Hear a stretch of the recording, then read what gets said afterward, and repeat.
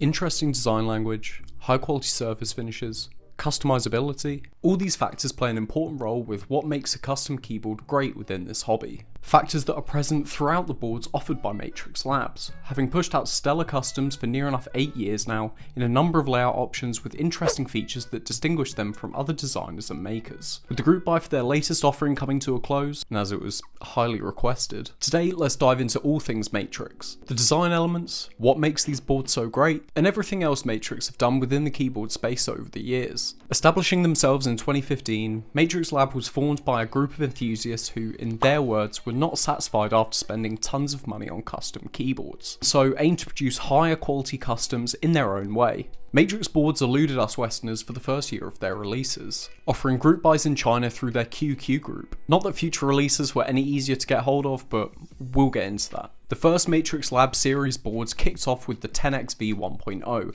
in December of 2015. This was a custom 102 key layout with an interesting function key placement, top right above the numpad. The 20 units that released were available in 2 colours of anodized aluminium, sporting a brass weight with quite a familiar style of font. The 8XV 1.0 as well as its second round were the next boards in the lineup, with only 10 units of each releasing, hitting group buy in January and June of 2016 respectively. The board sported design aspects reminiscent of the earlier Korean customs alongside an LED indicator above the arrow cluster, as well as standard wing keyless being offered for the first round. An 87 key wing keyless version was also offered, a layout that I for one find really interesting. This layout is similar to the Chinese wing keyless that was offered with the recent Navi, but just with a repositioning of the blockers. The next board from the lineup was the 8XV 1.2, which released in September of the same year.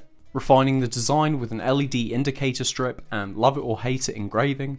This was offered without if you really didn't like it though. An offset weight on the back of the board and was only offered in wing keyless. The original 1.2 only had 20 units up for grabs, and while it has since been run a few times with slight design changes and with different layout options, these releases were still always China only group buys. The next run of boards not only increased dramatically in terms of the number of units available, but also started to adopt the brand identity of this era of Matrix, and is still very reminiscent in the Matrix releases of today. The first board that kicked this off was the Able in November of 2016. This 100 unit run was for a TKL with much softer corners and featured a customizable aluminium badge on the back, something that will begin to become more of a theme as we go along the timeline. The board also offered plasma electrolytic oxidation or micro-arc oxidation, which was a first for the keyboard scene. In a nutshell, this process is similar to anodizing but requires higher potentials to get a stronger coating and be able to withstand harsher conditions. I'm sure no one's playing monkey type in a sauna though, but this did give the boards a feel that was unique and different from other boards that were offered at the time. This was also the first board that was somewhat accessible to the Western market, with a group buy thread being posted up on KeebCats by user Lanara Stream in 2017. Now, this wasn't actually an international group buy yet, and this didn't mean that the boards were easy to get your hands on by a long shot. It turned out that the thread was approved after the group buy had closed, although a number of units did make it into the hands of geek hackers later that year, building the hype even more for Matrix keyboards within the community. Other versions of the Able released, such as the Able Plus version Dark in late 2017. This really starts to show the characteristics that make Matrix boards, well, Matrix. This had a section for the badge, a number of pieces making up the bottom piece, as well as an accent strip for the back of the keyboard. This is something that I personally find really interesting with Matrix's keyboards. Not a lot of other companies offer this multi-piece weight design, nor do they offer a number of different badges that you can add on. Now, the last board to round out the original lineup was the Matrix Lab Kane, which came about 3 months after the original Able. This was a full-size board with a bit of a twist, swapping around the arrow keys and nav cluster with the numpad in order to provide easier access to these keys. The board released 200 units and once again offered customizability through the aluminium badge above the numpad, something that I've seen some pretty end results with in different builds online, utilising both RGB as well as an LED panel. Now, the next few years saw a number of different boards released from Matrix, with a few that are still very prevalent in the keyboard metagame today. The first one I'd like to cover is called the Noah. This was actually a board that I personally stumbled upon when searching through Taobao for switches back in the day. It was the first time that I'd personally seen a Matrix board and it immediately caught my attention, so it was completely different to all the other custom offerings that I'd seen up to this point. The board carries similar aesthetic choices to the Able, soft curves, a larger top bezel, and the inclusion of various weights and accent pieces, not to mention the LED diffuser along the top.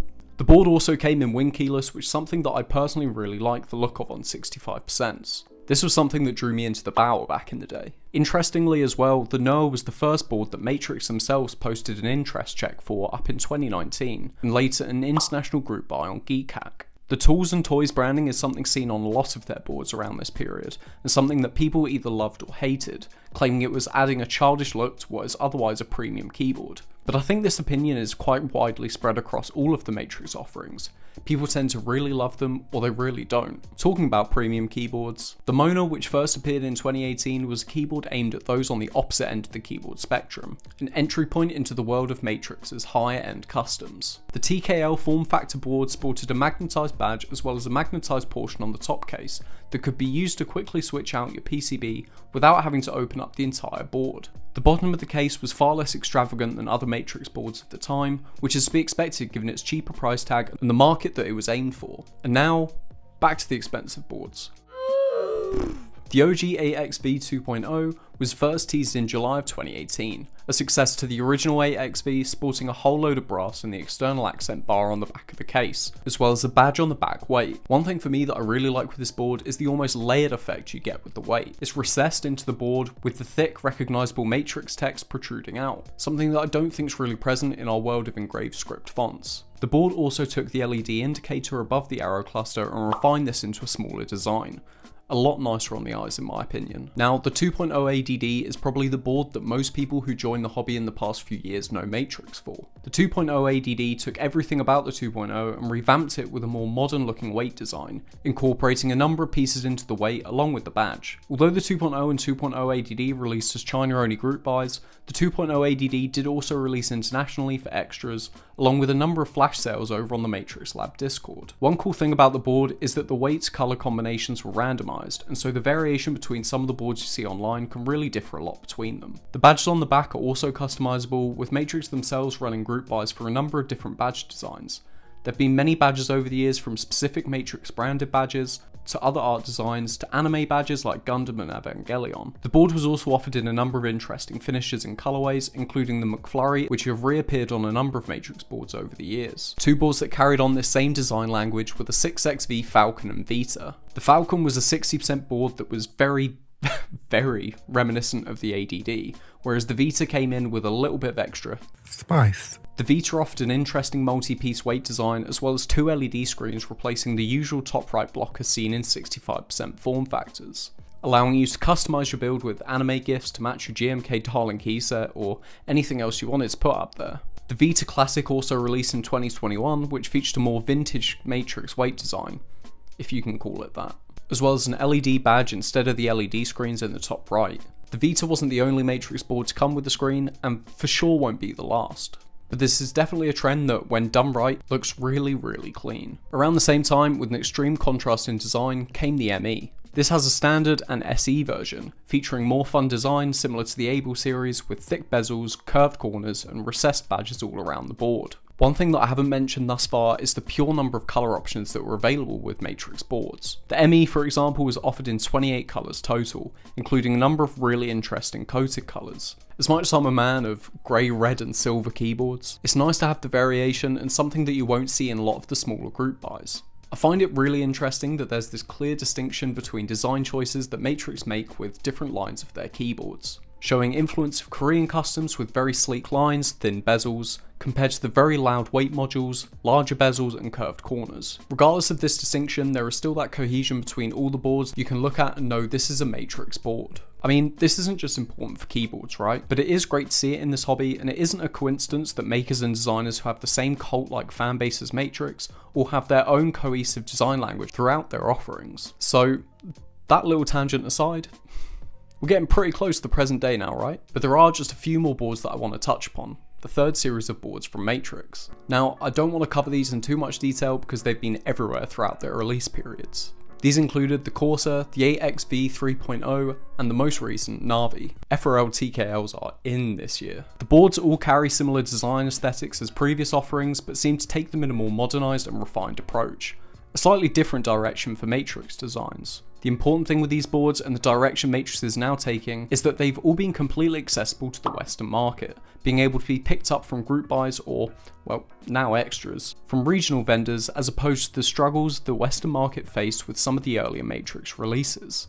Now, Matrix have truly released a lot of great boards over the years, and some of them I haven't even touched upon today, even including smaller commission runs and special themed boards. They've even released a number of switches over the years, as well as keycap sets. But what exactly is it that makes Matrix so important to the community? The boards push a very original design language that people either love or hate, and each product released by Matrix has been customizable, from the early items having customized badges from factory, to group buys for badge kits now over on their Discord server, to completely new external weight modules offered to transform the aesthetics of the board. In a hobby of personalization and tinkering, being able to dial something in past just the sound, feel and keycaps is really important and allows the owner to have true personalization with their build. Hell, you can even get EC conversion kits for certain Matrix boards now. From the early releases to the newer boards hitting the market today, Matrix boards have always been able to successfully combine the sleek Korean custom look with the individual design language to bring their boards into the modern era, mixing OG custom with Western in terms of both aesthetics and the sound signature that their boards produce. It's great to see their boards now running at regional vendors worldwide after a number of years trying to make this work, allowing keyboard enthusiasts easier access to the customs that they have been after. The region locked releases in the early days of Matrix definitely played a large factor in the scarcity and exclusivity of these boards, and the lack of comparative information on some of these releases makes Matrix all the more interesting to keyboard nerds like myself. But when you combine this with design language that's very love or hate, customizability, surface finishes and colour combinations that aren't offered by many others in the space, you're sure to get a hit with a cult following in a small community like ours. Now, that's a little bit about Matrix today. If you've enjoyed the video, make sure to leave a like and subscribe if you haven't already, and turn the notification bell on while you're there. Apparently it helps. So, what do you think of Matrix boards? Love them? Think they're overhyped? Let me know in the comments. Make sure to follow my Instagram and join my Discord down below for updates on new videos and all that fun stuff. Thanks for watching, and I will see you nerds in the next one. Peace!